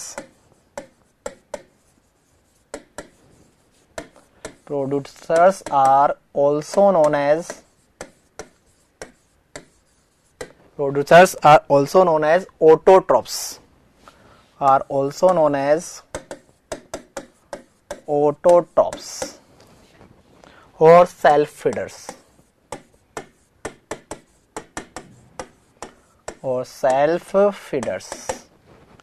ठीक है। Producers manufacture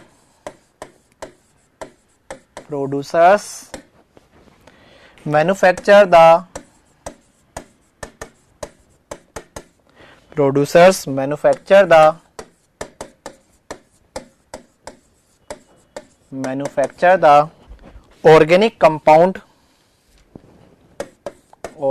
compound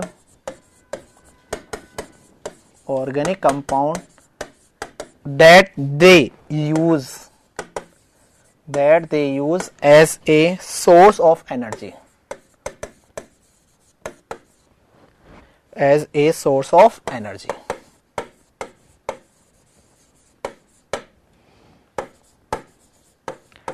most producers are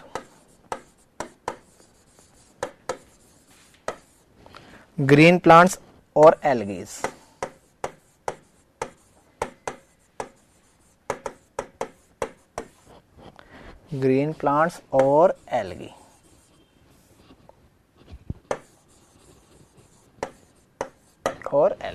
most producers are green plants or algae।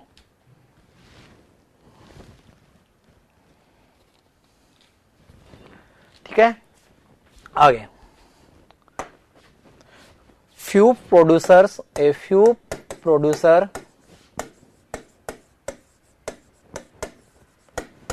including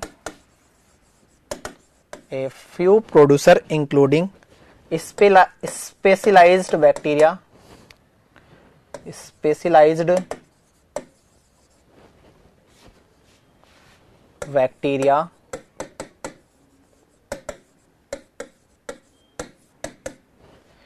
can extract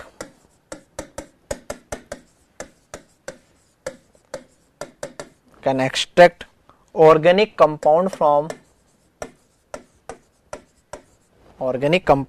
environment,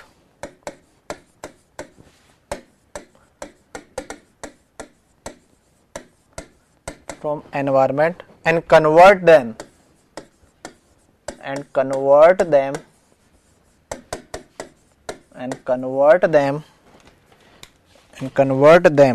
to organic nutrients,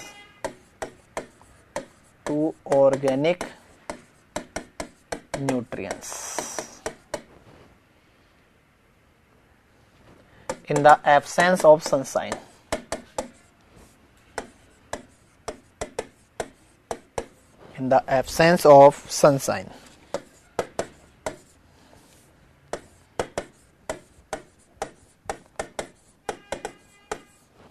This process is known as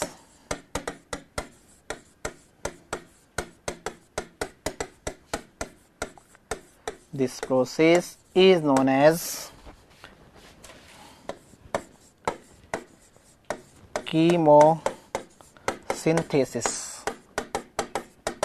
इस process का नाम होता है chemosynthesis. इस process का नाम क्या होता है वहां पर? कीमोसिंथेसिस। ठीक है, लिख लीजिए।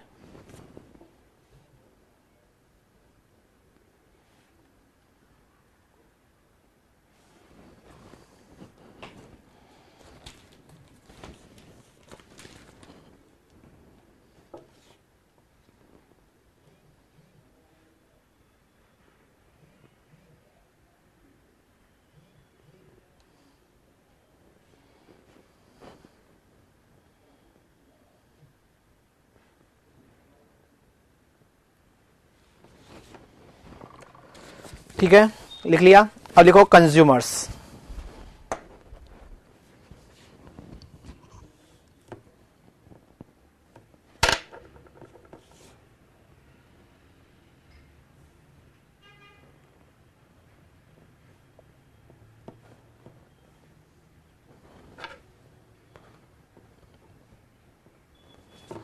अभी लिखो यहां पर कंज्यूमर।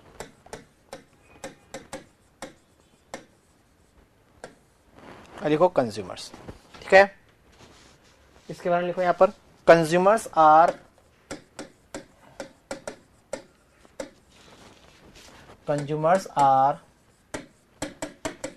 incapable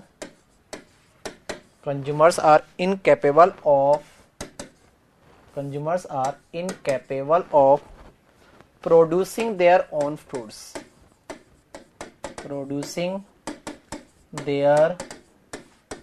foods, खुद का खाना नहीं बना सकते। ठीक है, these are also known as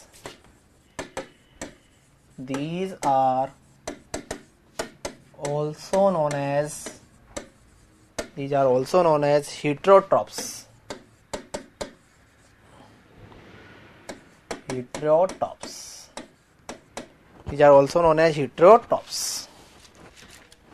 ठीक है, अगला पॉइंट, कंज्यूमर्स आर डिवाइडेड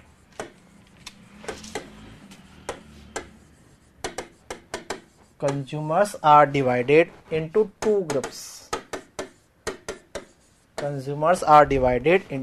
groups। पहला मैक्रो कंज्यूमर,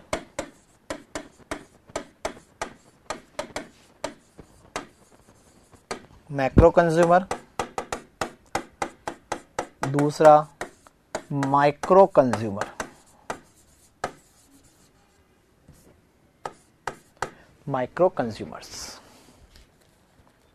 ठीक है, लिखा आगे। देखो अब मैक्रो कंज्यूमर, एंड डालो यहां पर मैक्रो कंज्यूमर।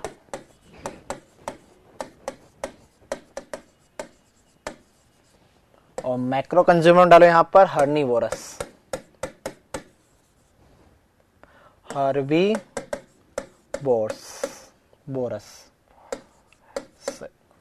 हर्बीवोरस को अपन क्या भी बोलते हैं वहां पर? Primary consumer.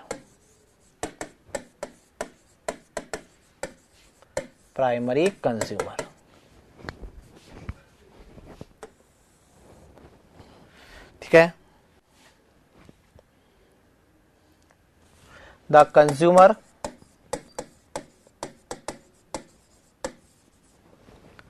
और organism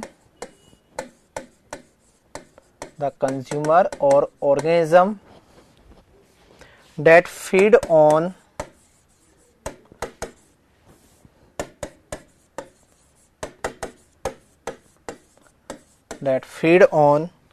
autotrophs. Autotrophs are known as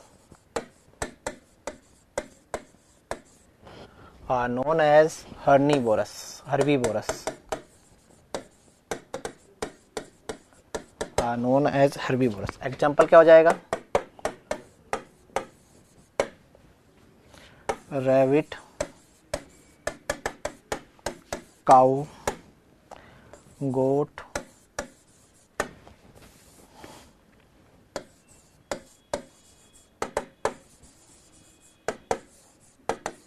etcetera. ठीक है, और लिखो carnivorous.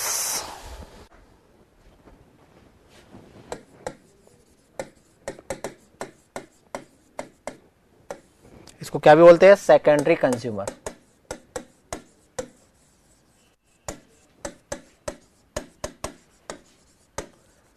Secondary consumers.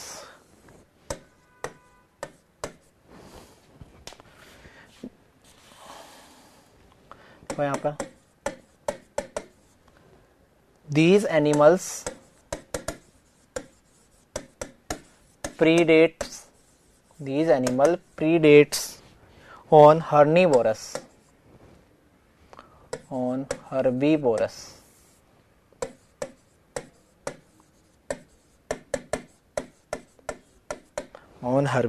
animals.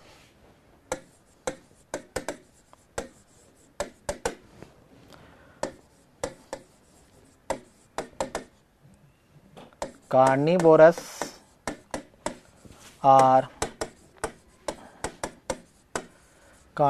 are further subdivided into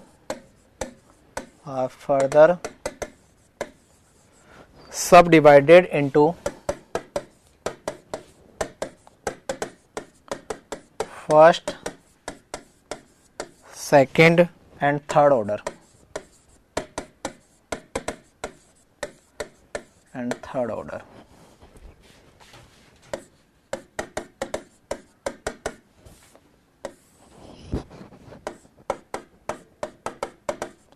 First, second और थर्ड। फर्स्ट पे क्या जाएगा? फोग। ये किसको खाएगा? स्नैक को। स्नैक को कौन खाएगा? ईगल। एक और एग्जाम्पल का, रेट, केट, डॉग, इसको लॉयन भी खा सकता है, टाइगर भी खा सकता है। लिख लीजिए।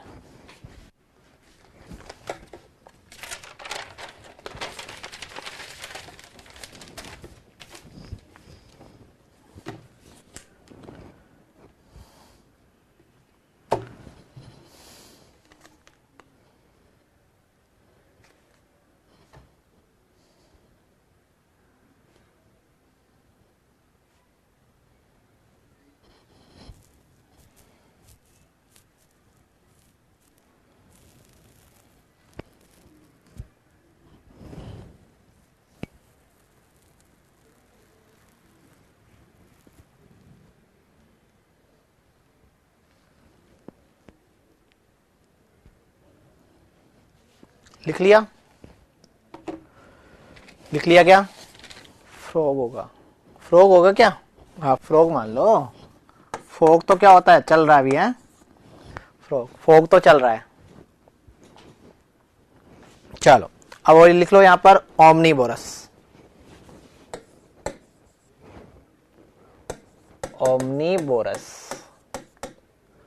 ओमनीवोरस क्या होता है वहां पर?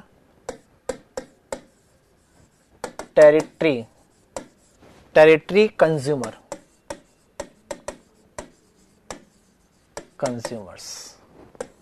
टेरिटरी कंज्यूमर्स होता है। ठीक है, देखो यहां पर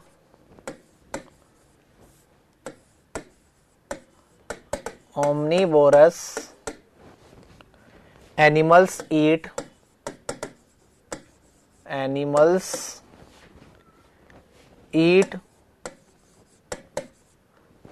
herbivorous animals as well as plant. Herbivorous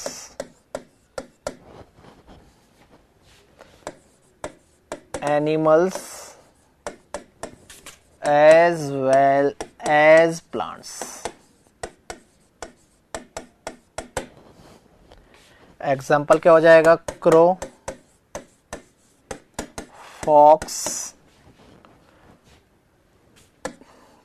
cat, dog etcetera. बहुत सारे हो सकते हैं. यहाँ पर human beings is the best example. Human beings is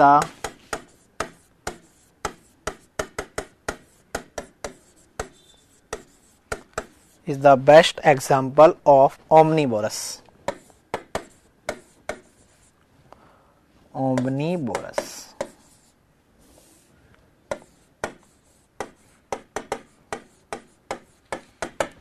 ठीक है, क्लियर यहां तक? बोलो यहां तक किसी को कोई डाउट है क्या? ठीक है, अपन कल पढ़ेंगे फूड चेन. जो आप कौन बोल रहा था यहाँ पर फूड चेन की? हाँ, पुरोहित जी, कल पढ़ेंगे अपन फूड चेन के बारे में. थोड़ा सा इकोसिस्टम हो रहा है, उसको कंप्लीट करने के बाद फूड चेन पढ़ेंगे और कोशिश करेंगे कल अपन ये चैप्टर कंप्लीट करके ग्लोबल वार्मिंग स्टार्ट कर देंगे. ठीक है, चलो आज की क्लास अपन यहीं फिनिश करते हैं. कल फिर से मिलेंगे अपन सेम टाइम. पे.